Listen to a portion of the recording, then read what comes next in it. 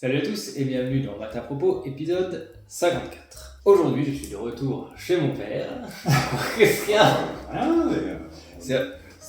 Normalement, quand on fait une vidéo ensemble, c'est qu'il y a du bon. C'est surtout que c'est moi qui ai fourni les bouteilles. Pour une verticale consacrée à la distillerie Teeling, distillerie irlandaise, qui a renaît de ses cendres du coup en 2015, qui a été reprise par les descendants des fondateurs, donc une belle histoire. J'avais déjà fait un whisky en 5 minutes qui était consacré à l'un des trois qu'on va déguster aujourd'hui, donc le single grain de Teeling de 13 ans d'âge. Et aujourd'hui on a ces deux frangins, la version 15 ans et la version NAS, donc qui fait partie de la gamme permanente, la gamme de base de Teeling. On peut dire quand même que c'est des whiskies irlandais, mais qui sont totalement atypiques, on est bien d'accord. Oui. On n'a absolument pas le profil classique de l'irlandais, que ce soit au niveau de l'orge, puisqu'ils ne contiennent quasiment pas d'orge, 5%. Au niveau de la distillation, a priori, je pense une distillation en colonne, donc il n'y a pas de triple distillation non plus. Donc on est vraiment en dehors. Alors c'est un irlandais parce qu'ils sont de Dublin, forcément, on peut pas. Et je pense que le whisky est vieilli exclusivement en Irlande. Oui, bien sûr.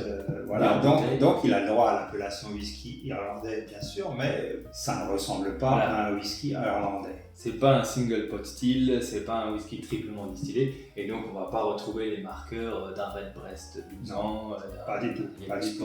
Voilà. On peut pas mettre en avant le côté Irlande. Mais pour avoir goûté le 13 ans, il était vraiment très très bon, et j'avais envie de voir ce que donnait le 15 ans, qui est vieilli différemment. Et éventuellement après, on le compare effectivement à la base, et voir si le prix demandé par les deux autres est justifié, puisqu'on est à plus du double du prix de la base.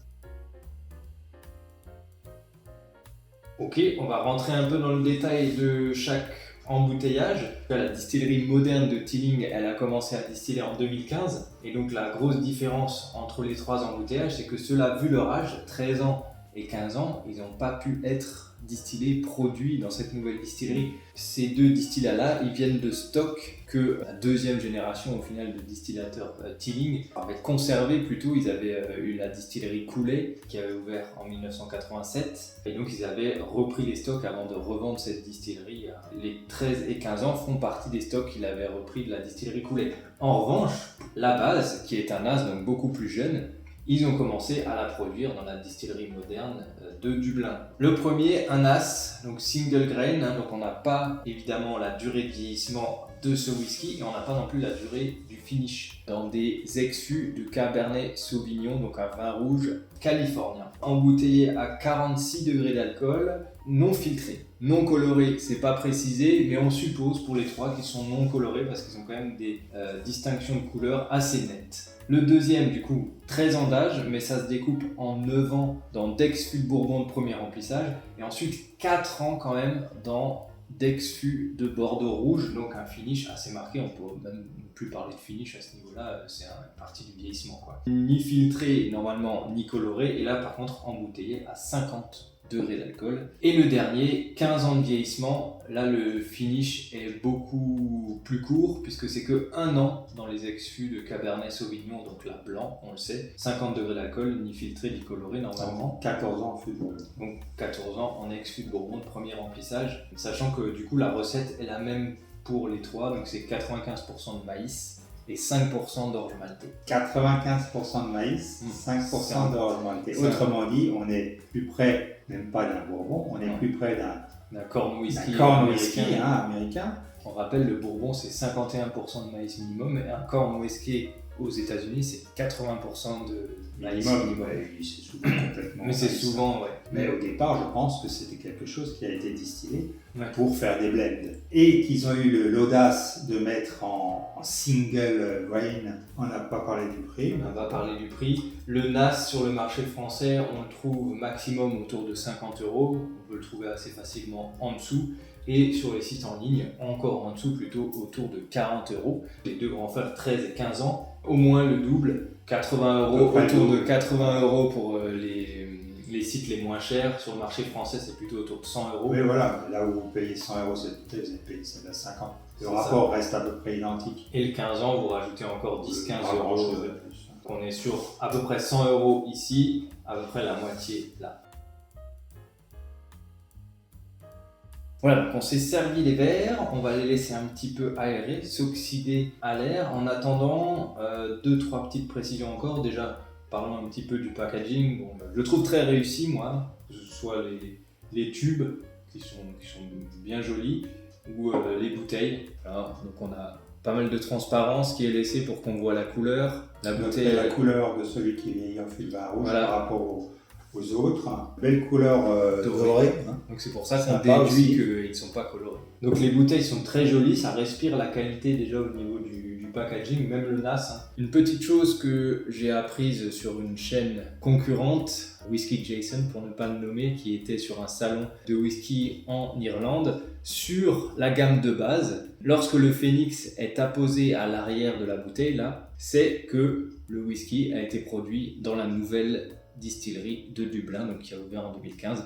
Donc pour ce NAS, c'est le cas, ce qui ne peut pas être le cas pour les 2 autres embouteillages qui sont trop vieux. On dirait pas sur une dégustation de Bourbon, parce qu'on est sur cette note de caramel à fond. Rien que les vapeurs qui s'échappent des verres en commun.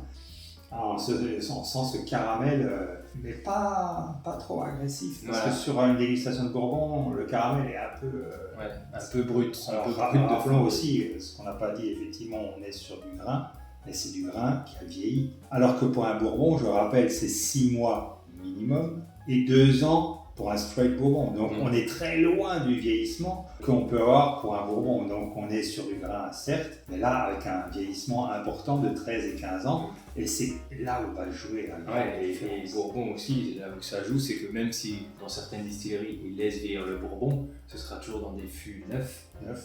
Donc ils vont apporter tout ce côté très bois, très... Là ça va pas être le cas parce que c'est déjà des fûts de premier remplissage et ensuite un équilibre avec les fûts de vin. Donc on va être sur quelque chose d'autrement plus fin, plus équilibré et avec un alcool mieux. Donc le premier c'est le NAS. Le NAS. Qui a déjà pas mal de caractère. Qui a tassonné effectivement le caramel qui est là.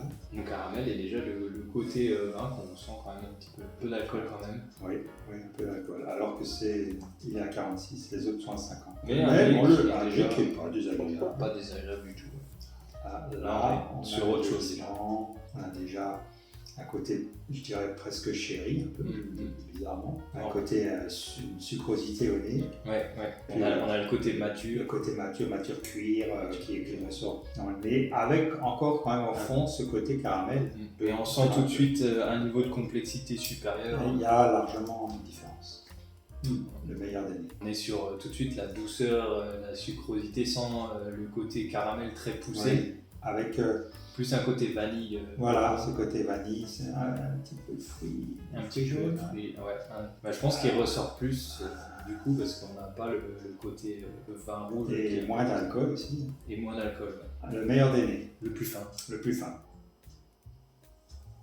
Une rondeur, due au grain. Là. Un joli petit développement quand même. Il se développe bien dans le côté caramel, dans le côté même un peu vanille justement. Il y a une petite, quand même je trouve, un petit côté tannique très très léger. Derrière le côté caramel et même le côté vanille Bourbon. Et comme ça, une première impression, un whisky intéressant. Il me fait penser à certaines productions de Star Wars qui sont un peu sur le même profil, c'est-à-dire des whiskies assez jeunes, très marqués par les fûts de vin rouge australiens cette fois. Ce qu'il a en plus, c'est la texture à cause du grain. Il est plus rond. Là, on a tout de suite quelque chose de plus complexe. Et on a le côté fût de vin là qu'on ressent déjà. Tout de suite, le côté vin qui a accentué la sucrosité. Et à l'attaque, on l'a tout de suite. Le côté, il est là tout de suite. Le côté fruit rouge, là vraiment, on l'a à l'attaque. Une petite acidité, je trouve, et après ça s'équilibre sur le caramel avec la vanille et ce qu'on sentait plus dans le NAS. Étonnamment, je trouve qu'il ne développe pas beaucoup plus. Voilà, j'allais dire, j'ai une petite déception sur le final. La fin de bouche. Plus riche à l'attaque, beaucoup plus riche et ample à l'attaque. Par contre, il s'évanouit plus vite que le NAS. Étonnamment. Je vais le reprendre, mais un peu de déception là-dessus. Et pourtant, il y a une richesse aromatique quand même. Alors, l'alcool est bien fondu quand même, parce qu'il est quand même à 50, on ne le sent pas. Face au dernier, 15 ans. Ça rapproche beaucoup du premier, avec une rondeur supplémentaire peut-être. On aurait peut-être dû inverser. Ce qui m'a l'air, il développe plus long en bouche.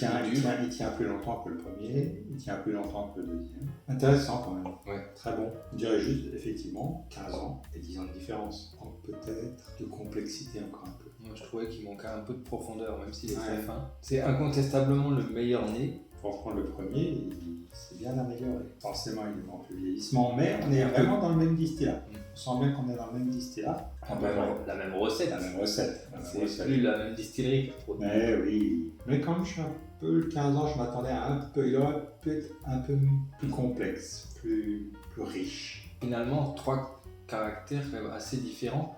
Je trouve que celui qui sort du lot quand même, c'est le 13 ans, parce qu'on a une attaque très très forte. C'est une explosion à l'attaque. Peut-être qu'effectivement il s'évanouit un peu plus vite, encore que là je l'ai repris, mais c'est le plus puissant en arôme. Est-ce que ça va plaire à tout le monde? Je pense pas, parce qu'il faut quand même être friand d'un whisky qui est très très costaud aromatiquement, où on sent bien le grain et où on sent très fortement le finish. Le grain reste vraiment présent sur la bouche tout au long. Ouais. Et ça peut ne pas plaire à tout le monde. Pas plaire, ouais. Rustique, on va dire. Rustique.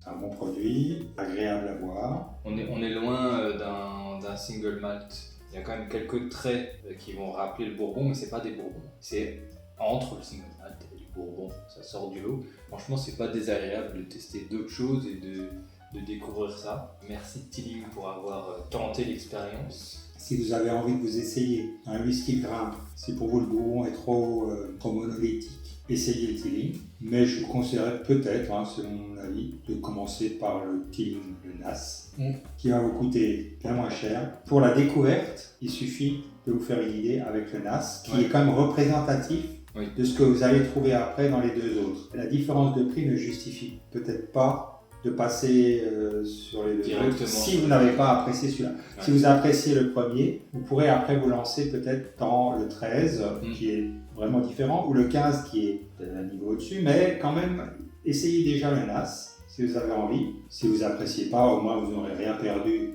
pas grand-chose. Mais en classement, effectivement, je mettrais quand même le 13 ans en premier, qui est plus complexe, plus rond, qui a plus de subtilité. Si le label est classé, ce sera un peu pareil. Premier 13 ans, deuxième 15 ans et troisième le NAS. J'avoue que je m'attendais à un tout petit peu mieux de 15 ans. Voilà, je crois que c'est tout pour aujourd'hui, c'est tout pour ce nouvel épisode de Malte à propos. N'hésitez pas à laisser un commentaire sous la vidéo. Est-ce que vous avez déjà goûté des produits de la gamme Tilling? Si oui, lesquels? Dites-moi ce que vous en avez pensé. Est-ce que vous avez déjà goûté ces single grain là? Vous retrouverez sur un best irlandais, sur un top des tops irlandais où on aura du Red Bread, du Yellow Spot, que du bon en irlandais. Mais c'est pas encore vraiment défini, mais il y aura que du bon. Dans l'irlandais classique cette fois-ci. Donc restez connectés, c'est ça qu'il faut retenir. Restez connectés. Et puis en attendant, bien sûr, le plus important, portez-vous bien. Ciao.